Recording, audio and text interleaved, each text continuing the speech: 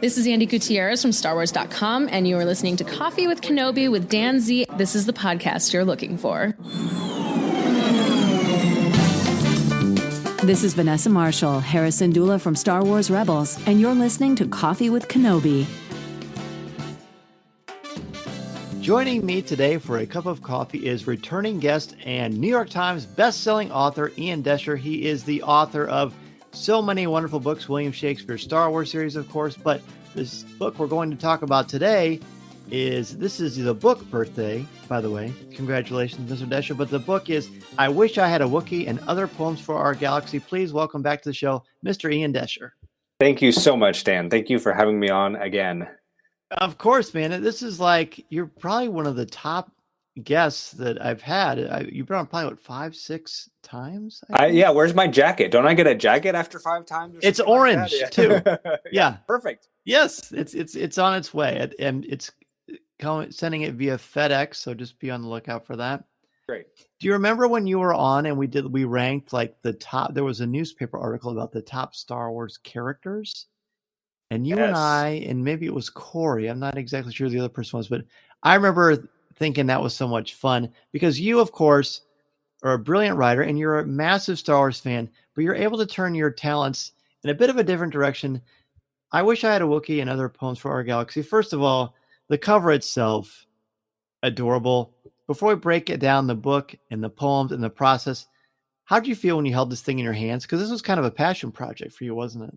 Absolutely. Yeah, I mean, to finally see it all like here and real and actually existing in the world, it was great. I don't know that I've been this excited about, I mean, that's terrible to say, right? I'm supposed to be equally excited about all of my books, but I don't know that I've been as excited about one for a while, because as you said, this is one that was really near and dear to my heart. So you obviously, with William Shakespeare's Star Wars, you're working with iambic pentameter and other poetical devices. Poetical, is that a word? We're gonna use. Yeah, it is for sure. I think it should work. So this one though is a lot different, and honestly, the highest compliment I can give, and I'm sure you've heard this, I'm sure you've thought of it. Maybe it was a muse of yours, but Shel Silverstein, right? This is Star Wars and Shel Silverstein combined with the Ian Doescher flair. Tell me about sort of the idea as it first originated. Did Quirk come to you? Is this something you presented to them? How did that work out? So this started with a conversation between me and my former editor at Quirk, Jason Rekulak. And Jason was the one that I'd worked with originally for Shakespeare Star Wars. And he left Quirk, I think, 2 or 3 years ago at this point. But we started having this conversation in, I think, early 2016. And we were talking about, basically the way the conversation happened was he was saying, what are the other like famous poems out there that you could sort of do a Star Wars-y kind of a spin on, right? And there aren't a ton. There are plenty of famous poems, but they tend to be standalone, shorter things like "The Road Not Taken" or "The Road Less Traveled." I can never remember the actual title of that one. Sorry, Robert Frost. He's not listening. Yeah, no, that's right. Or "The Raven" or something like that, right? Mm-hmm. And we actually did a sort of a brief treatment of "'Twas the Night Before Christmas" as sort of a Star Wars spin on that. And then I was sort of bouncing those ideas around in my head, and I came back to him with this idea, like, yes, very much with Shel Silverstein in mind, whose poems I grew up with. My mom had a record where he's reading and performing some of his own poems, and they're just delightful, and some of them are touching, and all of them are witty, and some of them are really naughty. I mean, they're great. And so I came back to him with this sort of idea of like, well, what if we sort of did that idea where we're sort of doing a mix of different types of poems, all sort of with centered around Star Wars, and then his spin on it, which is actually I think a pretty unusual turn for Lucasfilm. I don't think it's something that they do a lot. His idea was, let's have it basically be poems from our galaxy, kids and parents in our galaxy as they are experiencing Star Wars and sort of imagining themselves within Star Wars. But it's not, these are not poems set in the Star Wars galaxy. And that's an interesting sort of a difference. And that was Jason's idea. You know what? I don't know why I didn't think of that. I mean, I've read these poems countless times. Mason and I love them. Thank you. I didn't even think about the fact that I think you're just so kind of drawn in to, because you've captured the spirit of what it's like to be a kid that likes Star Wars, but a kid of any age, whether you are a very, very young or an adult with children of your own, Star Wars kind of rekindles that child in all of us. And that very much comes through in the spirit of so many of these. And that obviously was kind of one of your directions, or like kind of a muse for yourself, really. Yeah, for sure. I mean, Star Wars, I mean, one of the beautiful things about Star Wars is that it's so intergenerational, right? I mean, my parents, who are now in their like late 70s, early 80s, raised me on Star Wars because they loved it when they were younger. And so they raised me on it. And now, I've shown it to my kids and, and they've grown up with it. And so, and so I really wanted to get across that sense of like, this is something that can be shared between generations. Mm-hmm. Well, I mean, even the first one, right? A Galaxy Far, Far Away. It's just, and I don't know if I can read it on the show or not, because I want people to buy them and I want them to read them because they're delicious. But actually, would you mind reading the first one to us? Because he's been doing a lot of great stuff this week on social media where you're performing, because you are a performer too. And I don't know, I'm just going to sit back and let you take it away. Okay. So I actually wrote this poem thinking that it might be the very first poem in the book, and that's the way it turned out. So yeah, it's called A Galaxy Far, Far Away, and it's a very short poem, and it goes like this. Long time ago, but when? Far, far away, but where? Can we go back to then? Can we please travel there? That's it. So talk about that one. What was kind of well, so with so many of these poems, I'm sort of starting off with a kernel of an idea, right? Like, and I think the idea with this one was, let's do something with the phrase "a long time ago in a galaxy far, far away," right? And thinking about how a kid might, there was a lot of poems in this collection. I'm trying to put myself in a kid's mindset, right? Thinking about how a kid might experience those words. Those words are, especially your first time with Star Wars, those words are exciting, right? Those words are so exciting.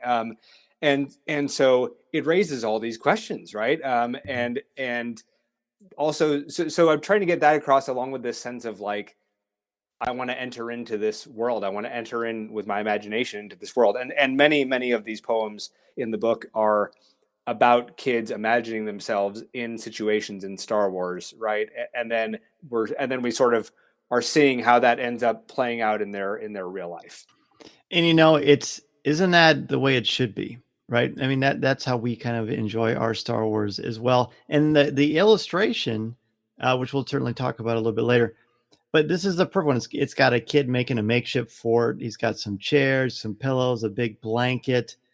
He's got some Star Wars stuff. He's apparently been snacking. He's got the socks there, or she, I suppose. Mm-hmm. And which is so delightful, but this is kind of what we're like every day as adults, isn't it? Can we go back to then? Can we please travel there? Star Wars, of course, one of the reasons why we keep coming back to it is it really is a lot about nostalgia. Mm-hmm. And I feel like just right off the bat, it captures the joy of that and the innocence of it's far, far away, but where, the mind reels, because that's what Star Wars does. Yep, absolutely. Star Wars awakens our imaginations, and I mean, we have to say hats off to Tim Budgeon, who's the illustrator from this book, and he just brings so much life to this book, this first illustration is just perfect. That who among us as Star Wars fans didn't at some point build the fort and make a Millennium Falcon out of pillows or whatever, right? And and then or play with the action figures in a big world you've set up in your room or something like that. So I love what he's done with this. And then you wrote a poem, which, I mean, I could easily look at every single poem with you because I think there's so much joy in all of them. Dad's Luke Skywalker figurine, were you channeling Mason and I for this moment? It's this great poem that is essentially, well, I'll let you tell it.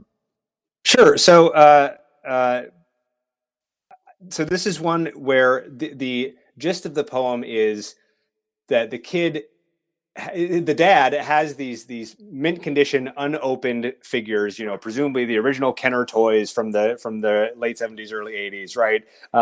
Though the poem doesn't get that specific about it, but he's got these perfect things in their boxes, and the kid just can't contain their excitement anymore.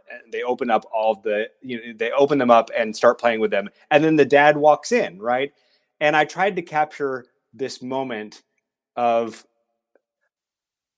it's a true moment. I hope it's a true moment that we've been in as kids and that we've been in as parents, for those of us who are parents, right? Where like the kid knows they've done something wrong. The parent is there suddenly hit with this moment of, oh, my kid has just done X, right? And now I get to figure out how to react to that, right?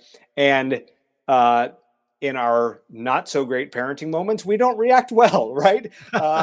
In our best parenting moments, we react with grace and kindness, right? And that's what this dad does. The dad doesn't yell at the kid. The dad doesn't whatever, the dad sits down and they start playing with these figures that the kid has now opened. Yeah. The last stanza is, Dad walked in and saw me there. Total silence filled the air. I was guilty. That was plain. I could see I'd caused him pain. He breathed deep, got on one knee, then sat down and played with me. Who among us as parents that has, obviously people listening to the show have a pretty good idea what kind of collector I am. And I keep a lot of stuff in packages, but there have been times where Mason and I have been looking through my collection or going through stuff in the attic and sorting things. And I'll pull out a figure and he'll look at it and he'll say, Dad, and I'll have this moment, right? This moment that you're talking about so beautifully. And ultimately I let him open it. Now there are some I don't, of course. And for the record, Mason he's always listened to his dad. He's never opened up one off the wall or anything like that. But this is perfect, right? Because Star Wars captures that joy for us, but we have sort of different relationships with it as kids. And then we have different relationships with it as adults. So this one I really loved. I love this. I love so many of them, but this one is just, it's almost like you're a parent and a Star Wars fan in real life or something. I am indeed. Let's talk about, for sure. And it comes through on every single page. Let's talk about, so there are different lengths. The one about, I want to make sure I get the title correct, but My Pet AT-AT. Tell me about that one. This one was partially inspired by my own love of AT-ATs, right? And having the AT-AT toy when I was a kid, which sadly I don't have anymore and is gone. But it's also, a few years ago, I don't remember who it was. It was one of these videos that went around viral on the internet, and it was an AT-AT acting like a dog, right? Playing fetch with, but it's just jumping around and bounding. Whoever did the animation just did it wonderfully, and it was very playful. And so it sort of came out of that too, right? Of this idea of having your own AT-AT for a pet, which is, again, the sort of thing that a kid might imagine having. And this is just sort of one of those nonsense poems, right? There's not a unlike Dad's Luke Skywalker figurine, right? There's no real lesson here in this one, right? It's just like, oh my goodness, wouldn't it be awesome to have an AT-AT for a pet?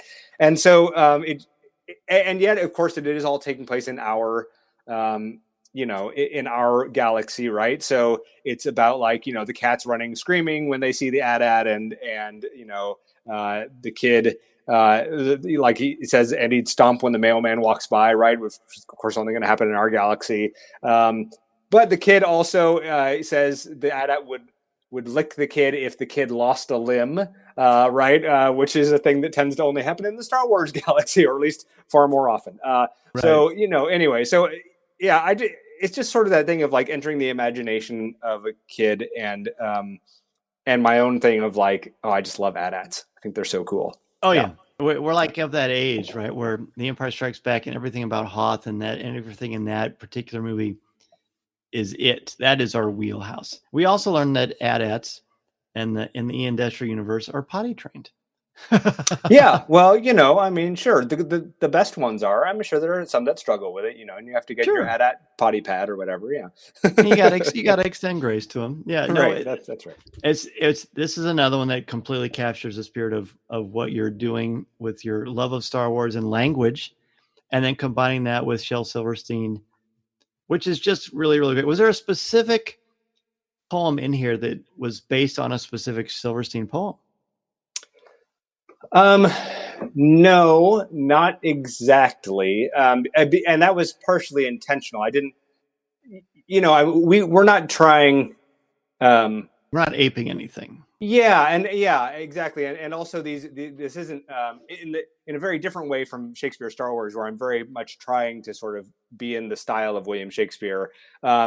This is more like these are Silverstein-esque poems, but I'm not trying to rewrite Shel Silverstein poems. Exactly right. That's not what I'm doing. But there are things, that I would say I sort of took from his world, right? Like his poem, "I'm being eaten by a boa constrictor," right? Where like the last line is, "Oh heck, he's up to my neck. Oh dread, he's up to my," right? And like all of a sudden, yeah. And so that is similar to the very last poem, where now I will say that the very last poem in the book, and again, this is like of course Lucasfilm chooses their edits, and they are one step back from Shel Silverstein on the naughtiness scale, I would say, right?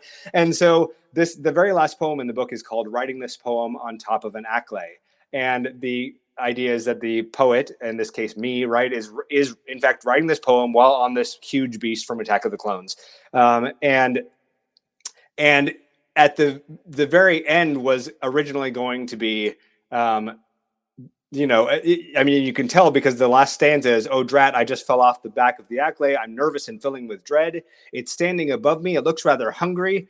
And now in the book it says, "I should have just stayed home instead." But you can notice that rhymes with dead, right? And so I think the original line was something like, "Oh darn it, I think that I'm," and then it was a dash, and that was it. That was right. With the implied rhyme. So so that sort of idea came from Silverstein, right? Right. Yeah. Oh, I love that. That's a perfect example of how you got to go to that line, but we're not going to quite go to that direction. Exactly. So there's just so many things to ask you about. Some of my favorite ones are like the really short ones that are the pages are a different color, and there's no illustrations on them, but they also have kind of a bit of a fun little punch. I love Trash Compactor because it just sounds like something a kid would do. Yeah. It would just tell us about that one. So again, I'm pretty sure that's one that started off with the idea of like, okay, let's comb through my memory of sort of some of the most famous moments of Star Wars, the most fun moments of Star Wars, right? Okay, the trash compactor scene, right? So how would that then, I mean, the question then becomes, okay, if you're going to do a poem about the trash compactor, how does that end up playing into what a kid might do, right? And so I had the idea that, the kid is trying to recreate the trash compactor scene. They're trying to play trash compactor, but they can only do it if they use real trash. I mean, otherwise, how is it going to be, and I don't remember which page it's on here. Oh, there it is, 31. Yep. I got it. Yeah. So and just like you said, it's a very short poem. I'll read it. It's called Trash Compactor. My dad yells, "May, what have you done?" He bursts in with a crash. But how can I create the scene unless I use real trash? Right. And so everybody knows exactly what has just happened. Right. The kid has trying to recreate the scene, play the scene, and there's trash all over the place.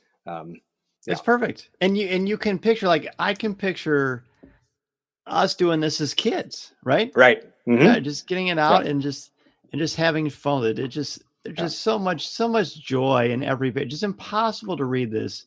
And I think I text you this. It's impossible to read this and not smile because it's so delightful. Of course, man. So I got to ask you, obviously you wrote these poems and they have a special place in your heart for various reasons. What did it do for you when you saw the illustrations that connected to each poem? Well, as I said before, Tim's work, it brings such heart to it. And I tried during as I was writing some of these poems, like with every poem in my manuscript, I included an illustration idea. And I would say that Tim took my idea on maybe a third or a quarter of those. And then on the rest, he let his experience and imagination and expertise rule the day, and ended up with something far better than what I would have done. I, who am not an artist of the drawing kind. So he just has captured everything so well, and the mix that they've done of black and white and color, where in a lot of illustrations there are just certain elements that are in color. I don't know. It just it felt like this thing that had been sort of deep in my own heart had actually managed to touch somebody else, and like it just deepened my love of this project that much more to see these illustrations.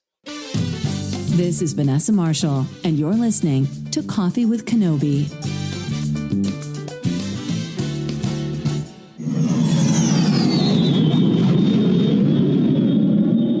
With travel beginning to open up and Walt Disney World and Disneyland reaching full capacity, this is the time to book your Disney World vacation with MEI and Mouse Fan Travel. Their signature service and expert advice will help clients maximize their vacation, time, and dollar.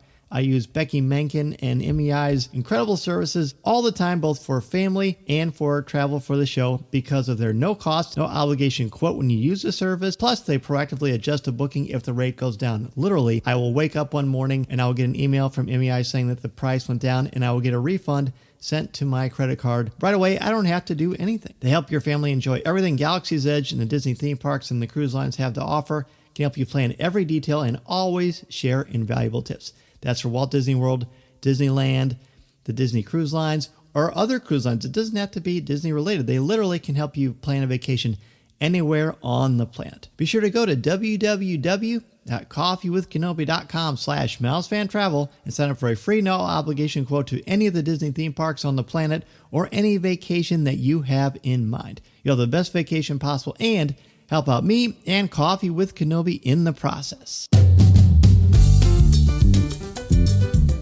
Was there, and maybe this is, so I'm putting you on the spot for this one, but is there a specific poem that when you saw Tim's illustration for that poem, it elevated the poem in your heart? Like it made you love your poem even more because of the illustration and it just kind of hit you?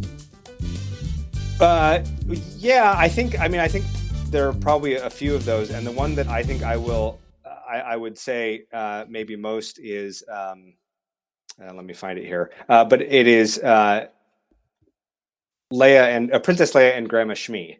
Right. So this is a poem that sort of occurred to me. This is not a line, a lineage that we think about, I think, a lot necessarily. Right. But of course, Shmi was Leia's grandmother. Right. And so the idea of sort of like, well, boy, what would it have been like if they'd ever known each other, right? And he's drawn such a sweet illustration of the two of them together, and it's just, yeah, I think it's really lovely. Yeah, what it is. It is really, really cute, and there's emotion because I hadn't thought about that relationship either, or like not that relationship because they don't ever actually get to meet, but. Yeah, I love it. See, it adds to kind of your enjoyment and the way that they're looking at each other, and you've got the twin sons. I mean, come on. Yeah, exactly, right. And that's exactly. And that's also one where, just like actually the Trash Compactor poem, this is another poem where I worked in a name that is personal to me, right? So the second line of the poem is, "They would have been as thick as thieves, like Grandma Beth and me." Beth is my mom's name, so she is Grandma Beth to my kids. Right. So it's one of these instances where I need a single syllable name, right? So why would I not work in the name of somebody I know? Absolutely. Yeah. Absolutely. So knowing you the way that I do, I know you like to hide Easter eggs in your poems. Are there any fun little Easter eggs here? So I think most of the Easter eggs, there actually are not nearly as many as there are in something like Shakespeare's Star Wars. The Easter eggs in this book fall into two categories. One is the names of people I know, and mostly that's kids. I dedicated this book.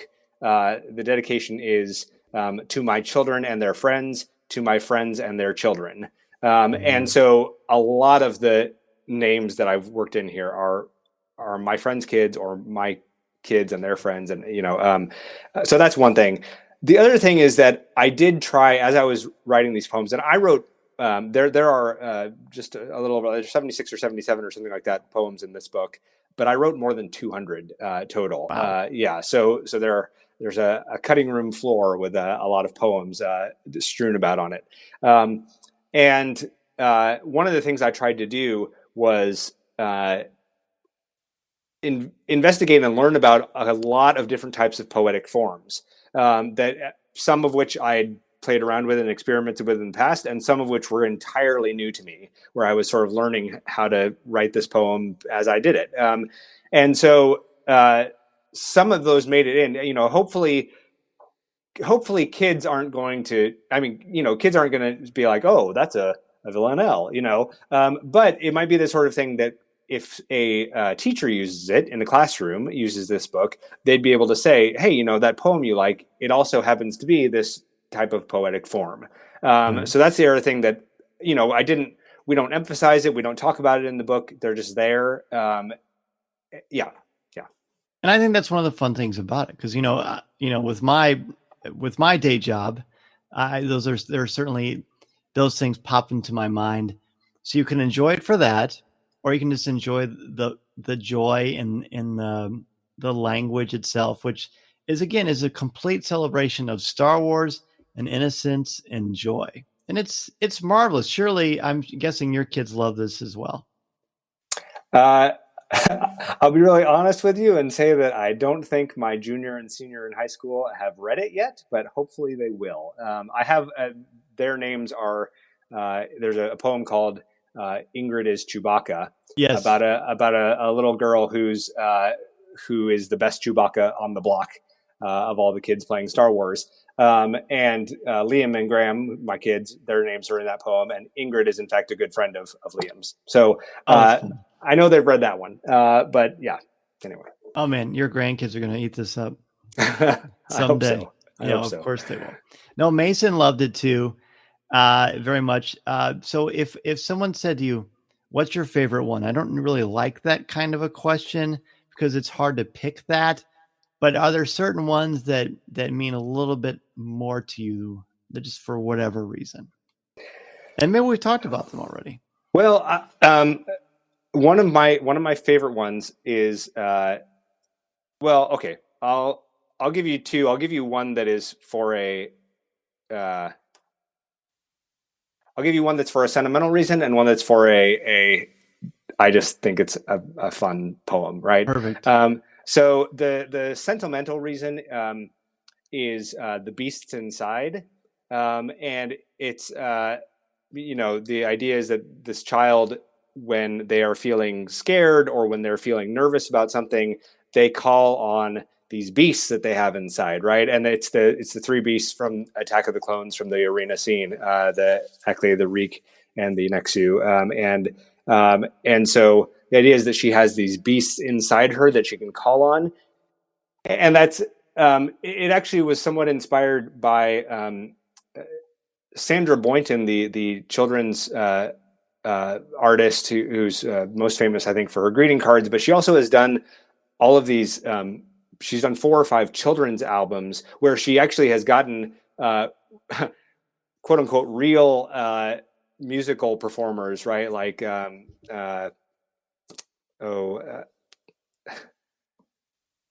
Sorry, I'm forgetting who some of them are.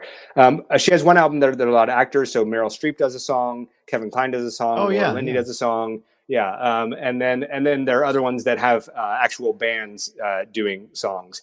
Anyway, there's this song called Dragonfire that she has. That's about, the kids' dragonfire that they have inside them. And so that was sort of the idea behind this poem also. And so for me, that's wanting kids to remember, because a lot of kids live through a lot of really hard things, right? Mm-hmm. And so to remember that they have this thing inside them that they can call on, that to me was an important thing to include in that. So that's the sentimental one. The fun one is Broccoli Night, which was one of the first poems I read. And basically the idea is that when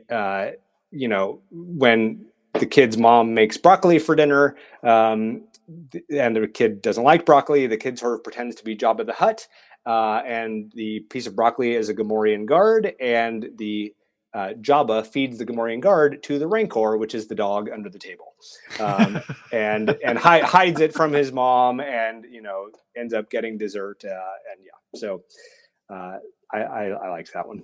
That's very fun. Did you know? I don't think I've ever told this before. I told this on Facebook Live. I was supposed to tell on the regular show, so I'll tell now. But I'd seen The Empire Strikes Back in theater several times in 1980. But one night we were having dinner, and we were having our meal, but broccoli was one of the side dishes. And my mom and I just was sitting there, and I wasn't eating it. And my mom said, "If you don't eat that, we're not going to go see The Empire Strikes Back." So I took it and I put it in my mouth, chewed it, smiled, and she goes, "Okay, go wash up or go to the bathroom before we leave." So I went in the bathroom, took a piece of toilet paper, spit the broccoli in the toilet paper, and flushed it down the toilet. And I went to The Empire Strikes Back. That's probably the most dishonest thing that I've ever done, and I'm not proud of that. But I'm glad you brought that one up, because it just kind of reminded me, how Joseph Campbellian, that we're all this collective unconscious, we're sharing these shared ideas of Star Wars. Right. Yeah, absolutely. Yeah, that's really funny. Yeah. I wanted to ask you about, first of all, randomly, I love Lemonade on Jakku. I think it's adorable. Thank you. Cute. But tell me about Halloween. I feel like Halloween is super charming, but I feel like the end is kind of profound too.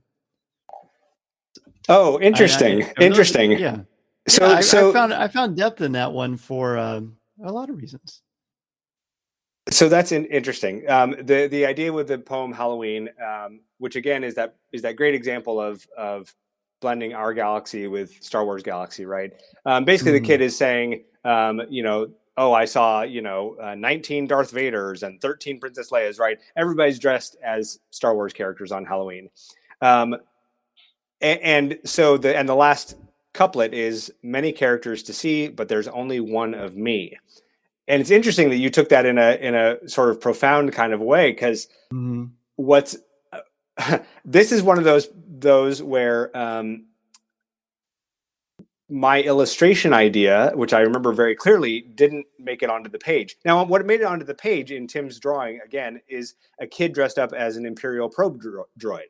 And so presumably the idea is that the kid is the only Imperial probe droid out there among all these other, sort of more typical characters that you might see. My idea was that there was a kid dressed up as the Sarlacc pit, right? And so maybe even one step more sort of ridiculous.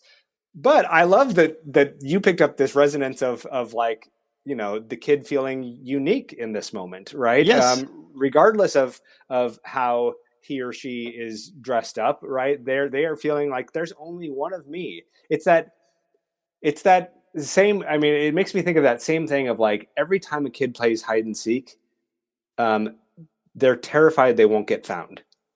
Not terrified necessarily, but they want to be found, right? Which is why if you play hide and seek with a kid who's 5 or 6 years old, right? Pretty quickly, the kid will start making lots of noise intentionally. Will start giggling. Will start, we'll let you know where they are, right?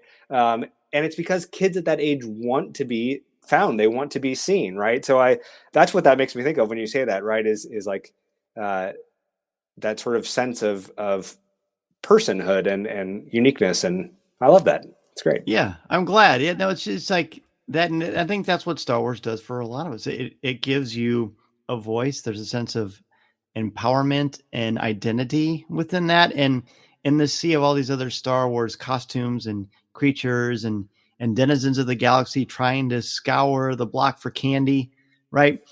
The kid can finally say, you know, but I'm me, right? It's empowering, and it's also, there's a sense of belonging there. And I feel like Star Wars does that. Yeah, I mean, yes, and it also is like, how many of us and how many people in the world, right, have found their place in the world because of Star Wars, right? Because they're finally like, here are my people. Here, you know, like, this is what I've wanted to do, right? Yes, I'm gonna go to a place where I'm gonna, you know, dress up in a costume, and everybody's gonna look at me and be like, you look awesome. That is so cool. Can I take my picture with you? Right? Like, and that's what Star Wars does. Like, that's the community that Star Wars builds around this thing that we all love. Perfect. Who knew that was all hiding in this little poem? That's right. It's so good. Where does it say it? Is it in the introduction? I remember reading somewhere about how it's funny and it's also a little bit profound as well. Where was that? Maybe that was something that Quirk sent as like one of the things they sent out for media things. But yeah, that's it. This book is so charming. It's so fun. It's so engaging. You'll love it as an adult. You'll love reading it to your kids, your grandkids. But it's also got those little moments where you can have those conversations, which is good. Before we let you go, my friend, I got to ask you about, because it's such an exciting week for you, William Shakespeare's Avengers, The Complete Works. Tell us about that. Yeah, so this is the 4 Avengers movies from the Marvel Cinematic Universe, rewritten as plays by Shakespeare, just like Shakespeare Star Wars. And so it's a single book, but it's 4 plays, so it's a much bigger book than my typical book. And it's illustrated by the wonderful Danny Schlitz with these just astounding, comic book level illustrations that of course all have the Shakespearean twist to them. And this was one that where Marvel approached Quirk and said, we want to do a Shakespearean Avengers, and we want your guy to do it. So that was a huge honor for me, yes. Right? And so, it was super fun to work on, and super fun that they're both coming out on the same day. It feels like just too much good fortune for one person. Listening to Coffee with Kenobi, you are, with Dan Z, the podcast you're looking for. This is...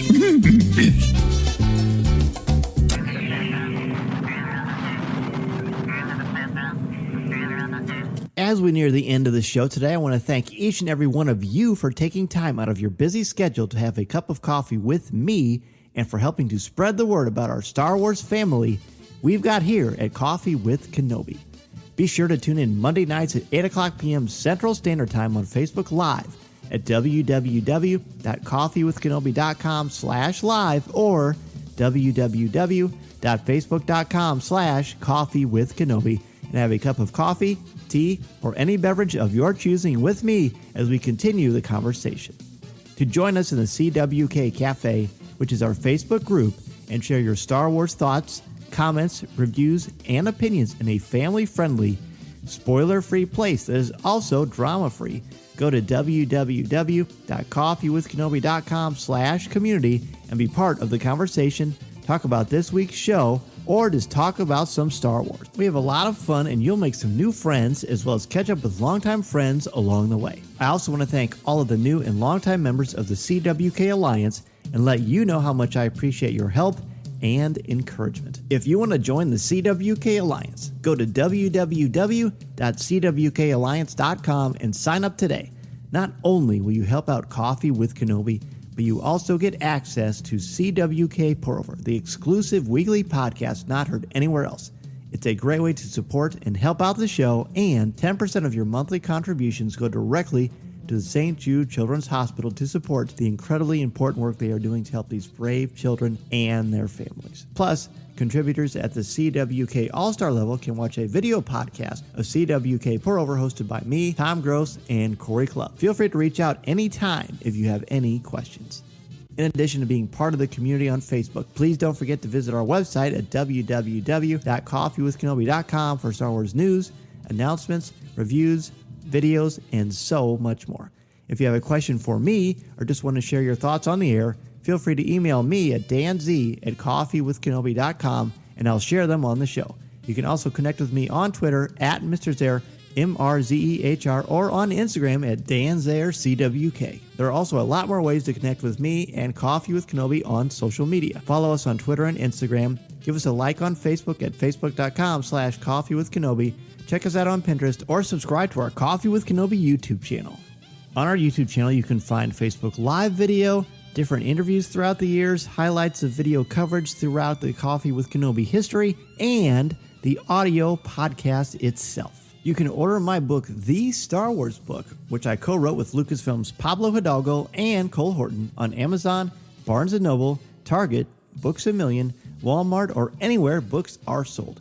You can also find my writing on Coffee with Kenobi's website, as well as StarWars.com, where I am an official blogger there, and on IGN, where I contribute occasionally to articles about Star Wars, as well as other popular culture topics. If you are considering starting a podcast or a blog, let me know how I can help you get started and make your creative vision a reality. Be sure to check out danzmedia.com and we can get the process started. I am also available to come to your school, conference, business, or organization to talk about how to tap into your strengths and help you bring out your very best. I want to inspire you to be inspired so you can take that first step into a larger world. Thanks as always to our Coffee with Kenobi sponsors, especially MEI and Mouse Fan Travel, our travel partner and your one-stop shop for all things Walt Disney World, Disneyland, the Disney Cruise Lines, or anywhere on the planet you want to go on your vacation. Please go to www.coffeewithkenobi.com/mousefantravel to book your magical vacation and help support Coffee with Kenobi in the process. If you like the show, please tweet out that you're listening, share it on Facebook, or invite your friends and family to tune in and share a cup of coffee with us. And if the Force is especially with you, please take a couple of minutes to rate and review the show on iTunes or Google Podcasts. Every review makes a huge difference and helps to spread the word, and I can't thank you enough for your help, for your support, and your friendship. I love so much being a part of this wonderful Star Wars community, and I can't thank you enough for all that you do for me and Coffee with Kenobi. Your cup runneth over, but you deserve every ounce of success. Marvel, I'm guessing Marvel said, we want that Deadpool comic book writer. We want him. Right. We want him. Yeah. Well, Ian, it's been such an absolute joy and a privilege to chat with you. Of course, you were certainly welcome on Coffee with Kenobi anytime. We're so excited and impressed by the continual love and devotion you put into not only language, but Star Wars in general. So thank you for all you do, man. You're certainly a light in the galaxy. Thank you so much, Dan. Thank you. And thanks again for having me on. Of course. Please let everybody know where they can find the book and where they can reach out to you and get in touch with you on social media if they want to ask you a question or continue the conversation. Yep. So the book should be in your local bookstore. And if not, it's in places like Amazon, Barnes & Noble, Powell's.com for sure. And you can find me on Twitter, Instagram, Facebook, my own website, iandescher.com. And I'm at Ian Doescher most places. Or I have a unique enough name that if you search for me, you'll find me. This podcast is not endorsed by the Walt Disney Company or Lucasfilm Limited. It is intended for entertainment and informational purposes only. The official Star Wars website can be found at www.starwars.com. Star Wars, all names, sounds, and any other Star Wars-related items are registered trademarks and or copyrights of Disney and their respective trademark and copyright holders. All original content of this podcast is the intellectual property of Coffee with Kenobi unless otherwise indicated. This is the podcast you're looking for. There's no one here.